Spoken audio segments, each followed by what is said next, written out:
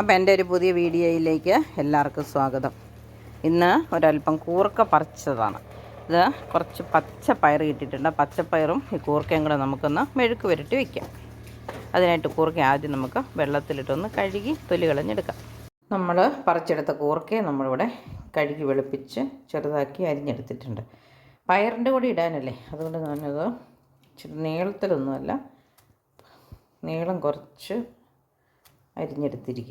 കൂർക്ക കഴുകി അടുപ്പത്ത് വെച്ച് അല്പം വേകാനുള്ള വെള്ളം ഒഴിച്ചു ഉപ്പ് ഇട്ട് കൊടുത്തു നമുക്കൊന്ന് ഇളക്കിയിട്ട് മൂടി വെച്ച് വേവിക്കും. തീ കത്തിക്കാം.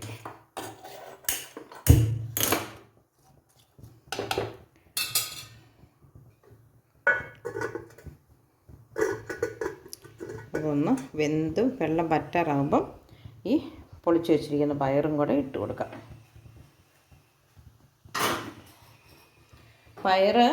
പൊളിയൻ പയർ മാത്രമാണെങ്കിൽ നല്ലതാണ് കേട്ടോ.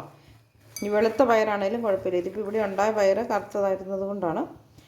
അതുപോലെ കൂർക്കയ്ക്കാണേലും മഞ്ഞളിടേണ്ടവർക്ക് മഞ്ഞളിടാം.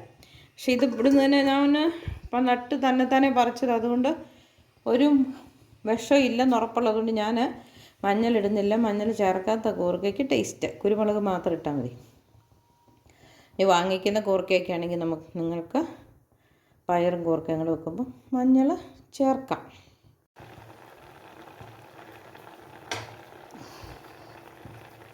കൂർക്ക വെന്തിട്ടുണ്ട്. നമുക്ക് പയറും കൂടെ ഇട്ട് കൊടുക്കാം.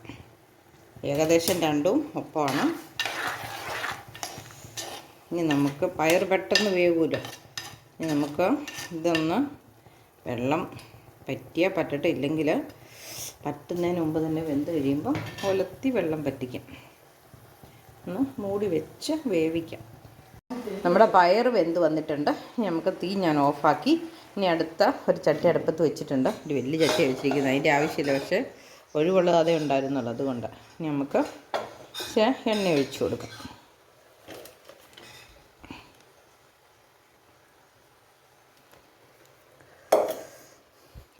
കടുകിട്ട് കൊടുക്കാം.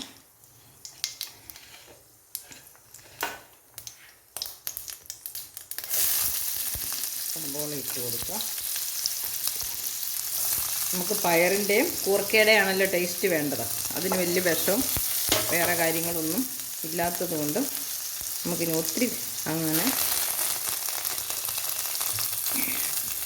ടേസ്റ്റിനൊന്നും ഇട്ട് കൊടുക്കണ്ട. അല്പം സവോളയും കറിവേപ്പിലയും ഇട്ട് ഇനി കുരുമുളകാണ് ഇടുന്നത്. ഇഞ്ചി വെളുത്തുള്ളി ഒന്നും ആവശ്യമില്ല. കുരുമുളക് നല്ല രീതിക്ക് ഇടണം. ഇനി നമുക്ക് നമ്മുടെ വേവിച്ച് വെച്ചിരിക്കുന്ന പയർ കൂർക്ക കോമ്പോ ഇതിനകത്തേക്ക് ഇട്ട് കൊടുക്കാം. കൂർക്ക പയർ വെച്ച് നോക്കാത്തവരൊക്കെ വെച്ച് നോക്കണം കേട്ടോ.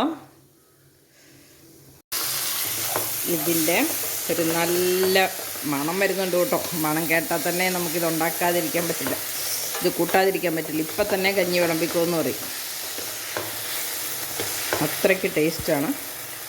ഇതിൻ്റെ കൂടെ ഒരു മീൻ കഷ്ണമോ ഇച്ചിരി അച്ചാറോ അല്പം മോരോ ഒക്കെ ഉണ്ടെങ്കിൽ നമ്മുടെ ഊണ് സമ്പൂർണ്ണമാവും. കാരണം പയർ പ്രോട്ടീൻ നിറഞ്ഞതാണ്. കൂർക്കയ്ക്കകത്തും അത്യാവശ്യം മിനറൽസൊക്കെ ഉള്ളതാണ്. പിന്നെ രുചി അപാരമാണ് കേട്ടോ. ഇതിന് വേറൊന്നും ചേർക്കാത്തതുകൊണ്ട് ഓരോ കൂർക്ക കഷ്ണവും അല്ല പയറും കടിക്കുമ്പോഴും നമുക്ക് അപാര ടേസ്റ്റാണ്. അപ്പോൾ ഒരിക്കലെങ്കിലും എല്ലാവരും ഈ കൂർക്ക പയർ, ഈ പയർ തന്നെ വേണമെന്നില്ല, പൊളിയൻ പയർ, വെളുത്ത പൊളിയൻ പയറുണ്ട്, ചുമന്ന പൊളിയൻ പയറുണ്ട്, ഏതാണേലും കുഴപ്പമില്ല, കൂർക്കയിട്ട് നിങ്ങൾ ചേർക്കണം. പിന്നെ വാങ്ങിക്കുന്ന കൂർക്കയൊക്കെ ആണെങ്കിൽ നിങ്ങൾ എന്ത് ചെയ്യണം, അല്പം മഞ്ഞളും കൂടെ ചേർത്തോളണം. ഇനി നല്ല എരിവ് വേണം, കുരുമുളക് മാത്രം പോരാന്നുണ്ടെങ്കിൽ 2 പച്ചമുളക് കീറിയിടുവോ, അല്പം മുളക് പൊടി ചേർക്കുകയൊക്കെ ചെയ്യാം കേട്ടോ. പക്ഷെ അതൊന്നും ചേർക്കാതെ ഇരിക്കുന്നതാണ് ഇതിൻ്റെ ആ ടേസ്റ്റ്. ഓരോ പയറേലും കടിക്കുമ്പോൾ നല്ല വെള്ളം പറ്റി ഇരിക്കുന്ന ആ ഒരു പയറേലങ്ങ് കടിക്കുമ്പം ആ ടേസ്റ്റ് കഴിച്ചാലേ അറിയത്തുള്ളൂ. അപ്പോൾ എൻ്റെ വീഡിയോ എല്ലാവർക്കും ഇഷ്ടപ്പെടുമെന്ന് വിചാരിക്കുന്നു. എല്ലാവരും ഇതുപോലെ ട്രൈ ചെയ്യണം. മറ്റൊരു പുതിയ വീഡിയോ ആയിട്ട് വരുന്നത് എല്ലാവർക്കും ബൈ.